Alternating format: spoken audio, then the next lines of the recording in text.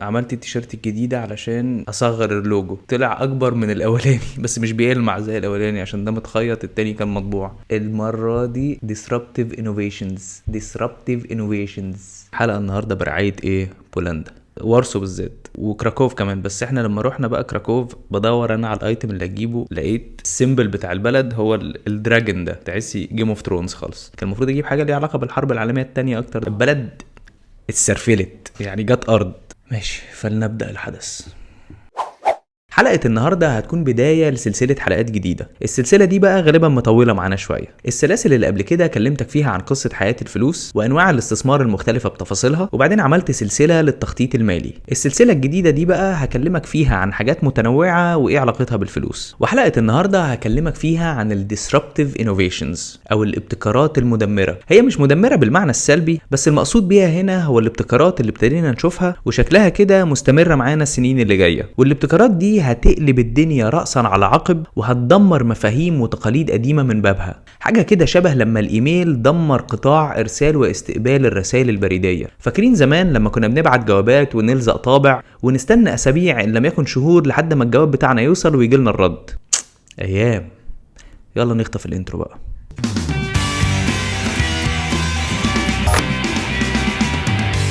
تخيل معايا كده لو أنا جيت لك سنة 1995 وقلت لك سمعت عن حاجة اسمها الانترنت، وابتديت اشرح لك شوية عنها وعن الحاجات اللي ممكن تعملها. طبعا ساعتها ولا انا ولا انت كنا ممكن نتخيل ان حياتنا كلها هتتأثر بالاختراع العظيم ده للدرجة اللي حاصلة النهاردة بقى صعب قوي انك تلاقي اي صناعة او خدمة او اي حاجة في المطلق كده مش متأثرة بطريقة او باخرى بالانترنت. الانترنت حرفيا قلبت الدنيا رأسا على عقب وغيرت شكل الكوكب. وبقينا النهاردة بنسأل نفسنا هو احنا ازاي كنا عايشين قبل الانترنت؟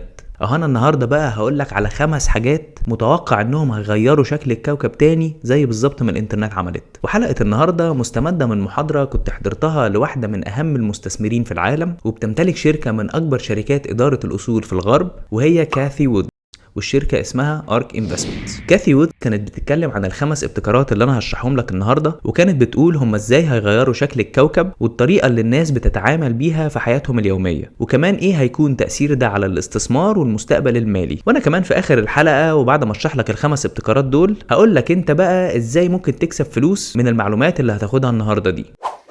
كاثي وود ابتدت المحاضرة بانها قالت ان احنا في تاريخ البشرية ما حصلش ابدا قبل كده ان احنا نشوف عدد من الاختراعات اللي بتقلب العالم وبيتقدموا للعالم مع بعض كده في نفس الوقت مرة واحدة، وده اللي هيحصل مع ال5 ابتكارات بتوع النهاردة. وقالت ان اقرب مثل للابتكارات اللي من النوع ده في التاريخ كان في اوائل القرن ال20 لما شفنا اختراع التليفون والكهرباء والعربية، والثلاثة دول فعلا حولوا وغيروا شكل الكوكب ساعتها، وطبعا تدخلوا في عالم الاقتصاد والفلوس، وكمان مهدوا الطريق لملايين من الاختراعات والابتكارات اللي اتبنوا عليهم. اهو نفس الشقلبه اللي حصلت في العالم بسبب ال3 اختراعات دول هتحصل تاني بس على نطاق اكبر واقوى من خلال ال5 بتوع النهارده، واللي هم الدي ان اي سيكونسينج او تسلسل الحمض النووي، الروبوتكس، الانرجي ستورج او تخزين الطاقه، الارتفيشال انتليجنس او الذكاء الاصطناعي، وتكنولوجيا البلوك تشين.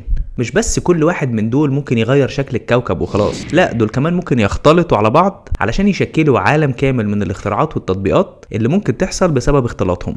يعني مثلا ابسط مثال على كده هو التاكسيات ذاتيه القياده اللي هنبدا نشوفها قريب قوي. يعني انت تصحى في يوم تطلب من على تليفونك حاجه كده زي اوبر، بس هيجيلك عربيه كهربائيه وسايقه نفسها بنفسها وهتوصلك للمكان اللي انت رايحه وبنسبه امان اعلى بكتير من اللي حاصله دلوقتي عن طريق التاكسيات والسواقه العاديه. اهي التاكسيات ذاتيه القياده دي مثلا خليط ما بين 3 من ال5 اختراعات دول، واللي هم الروبوتكس لان العربيات دي بطريقه او باخرى بتعتبر روبوتس، والانرجي ستورج لان العربيات دي هتكون عربيات كهربائيه ومش شغاله بالبنزين او السولار، لا دي شغاله عن طريق بطاريات بيتم شحنها. وثالثا الاي اي او الارتفيشال انتليجنس لان العربيات دي هتكون بتشتغل ومحكومه تماما بالذكاء الاصطناعي وبتمشي نفسها بنفسها عن طريق هي اتبرمجت ازاي. كاثي وود بتتوقع ان حاجه زي التاكسيات ذاتيه القياده دي في خلال ال10 سنين اللي جايين هتكون بتضيف للاقتصاد العالمي لوحدها اكتر من 10 تريليون دولار. تفتكر انت نصيبك هيكون كام فيهم دول؟ اي اختراع او ابتكار حديث شغلانته ان هو يحل مشاكل او يضيف قيمه، وزي ما قلت لك قبل كده انت كمان علشان تكسب اكتر لازم تكون بتحل مشكله وبتضيف قيمه. وعلشان كده همسك دلوقتي ال5 ابتكارات دول واحده واحده وهشرح الخطوط العريضه لكل ابتكار منهم، وبعدين هقول لك ازاي انت ممكن تعمل منهم فلوس عن طريق القيمه اللي هتضيفها عليهم.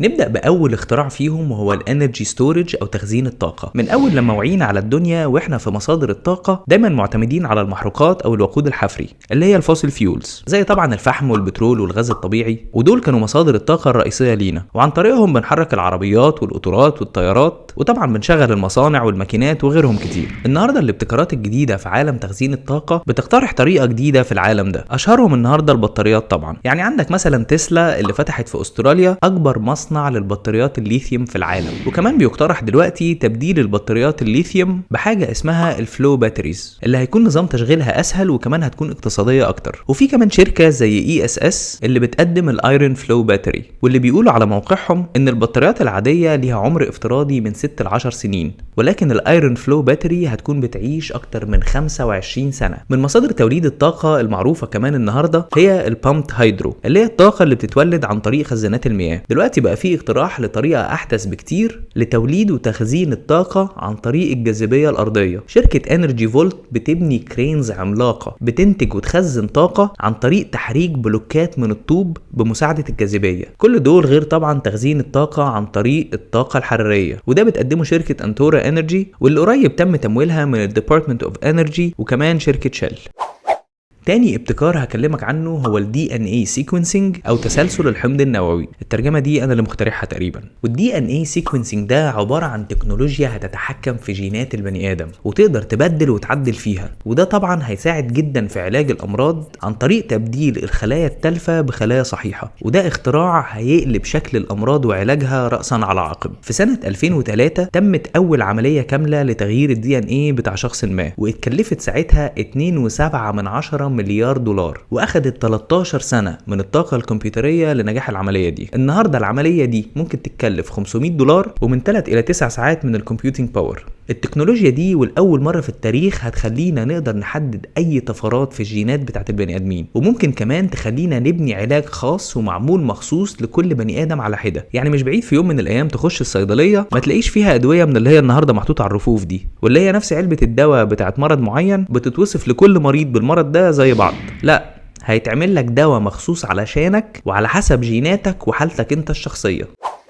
تالت ابتكار النهاردة هو الروبوتكس، وده اللي هو عبارة عن برمجة الماكينات وتسخيرها لخدمة البني آدم. وأشهر أشكاله طبعا هو لما كنا بنشوف أذرع ميكانيكية وبالذات في المصانع وعلى خطوط الإنتاج زي مثلا في تصنيع العربيات. بعد كده بشوية بقينا بنشوف شكل تاني للروبوتكس زي مثلا أجهزة التنظيف في البيوت اللي انت من خلالها بتدوس على زرار وتسيبها هي تنطلق في البيت وتنظفه مع نفسها. وطبعا النهاردة بنشوف العربيات تسلا واللي زيها اللي ممكن تمشي وتتحرك وتوصلك من مكان للتاني لوحدها تماما وبدون أي تدخل منك. وابتدينا كمان نشوف الروبوتس اللي بقت على شكل الانسان، واللي اعتقد انه في المستقبل ممكن جدا نوصل لمرحلة ان احنا بقينا بنتلخبط ما بين الانسان العادي والروبوت.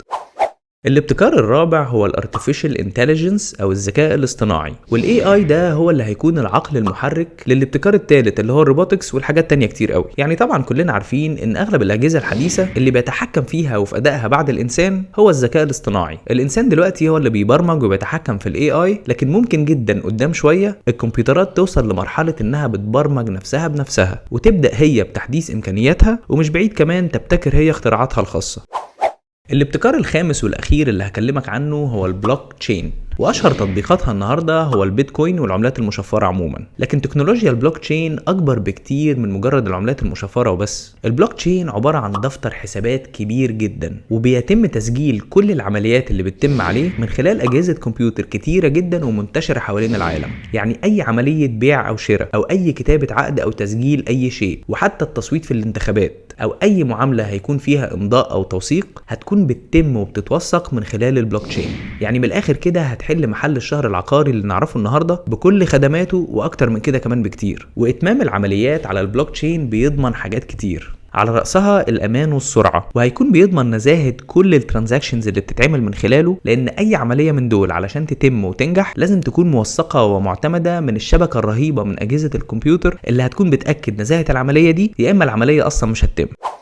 بعد ما كلمتك عن ال5 ابتكارات اللي هيغيروا شكل الكوكب زي ما نعرفه النهارده، هقول لك انت بقى شخصيا ازاي ممكن تستفاد ماديا من حاجه زي كده. انا هقول لك على طريقتين، اعمل منهم اللي يناسبك او اعمل الاثنين. الطريقه الاولى والاسهل هي انك تبدا تدرس وتشوف ايه هي الشركات اللي هتكون بتشتغل في المجالات دي، وتشوف مين فيهم مدرج في البورصه، وبكده تقدر تبتدي تشتري اسهم في الشركات دي من بدري ومن وهي لسه صغيره ورخيصه. ومع الوقت الشركات اللي هتنجح وتسيطر على السوق سعر سهمها هيرتفع، وبالتالي انت ممكن تحقق مكاسب جباره من خلال شراكتك مع الشركات دي من البدايه. يعني تخيل كده لو كنت اشتريت سهم ابل ولا مايكروسوفت ولا جوجل لما كانوا لسه في بداياتهم، وكان سعر سهمهم فكه بالنسبه لسعره النهارده، كان زمانك دلوقتي عديت. الطريقه التانية ودي بقى اللي بتصنع المليارديرات، هي انك تركب الموجة من اولها، بمعنى انك تبدأ تدرس التكنولوجيات والابتكارات دي وتبدأ تفكر في ايه هي هتكون التطبيقات بتاعتها في المستقبل، وبناء عليه تبدأ تشوف ايه الحاجات اللي انت ممكن تعملها علشان تبني عليها او تضيف ليها قيمة ازيد. يعني مثلا جوجل وفيسبوك ومنصات التداول وفكرة اير بي ام بي وامازون وغيرهم ملايين، كل دي تطبيقات ركبت الموجة او الترند بتاع الاختراع اللي اسمه الانترنت اول لما طلع. شوف اصحاب التطبيقات دي وصلوا لفين النهارده، وشوف كمان هم كانوا اصلا ابتدوا ازاي. كل دول ابتدوا صغيرين جدا، ولما الموجة عليت علتهم معاها لان هم ركبوا الموجة من الاول. وعلشان انا اتكلمت النهارده عن ركوب الموجه ومحاوله الوصول للحريه الماليه عن طريق انك تكون من رواد الخطوه الاولى اللي هو الفيرست موفر ادفانتج او الايرلي ادوبتر، هقترح ان كلمه السر النهارده تكون اركب الموجه. الحلقة اللي جاية هتكون حلقة اتطلبت مني كتير جدا، وهتكون حلقة عن القراية وترشيحات للكتب. وقبل ما تتفرج دلوقتي على البونص ما تنساش تعمل لايك على الفيديو لو لسه ما عملتش، ولو لسه مش مشترك على القناة اشترك، واكتب لي في التعليقات اركب الموجة، ولو عايز تبسطني انا اعمل ال3. تحياتي. انا عايز ادخل صباعي جوه زوري اهرش واخرجه تاني، وانا لو دخلت صباعي جوه زوري هرشت هيوجعني زياده، فانا عايز ادخل صباعي جوه زوري اعمل له مساج كده من اول لما معينا من اول لما معينا على الدنيا من اول لما وعينا من مصادر توليد الطاقه من مصادر توليد تاني. التكنولوجيا دي والاول مره في التاريخ هتخلينا، الجمله دي فيها خاه كتير قوي، لا هما 2 بس مش عارف ليه. تاريخ هتخلينا عشان لازقين في بعض. وبكده تقدر تبتدي اسهم وبكده تقدر تشتري محاولة الوصول للحرية المالية ومحاولة الوصول للحرية المالية ومحاولة الحصول تاسع ومحاولة الحصول يختي. اركب الموجة ولا اركب الموجة؟ زي مثلا اركب الهوا، ارزع او انتش واجري، انكش، اركب الموجة.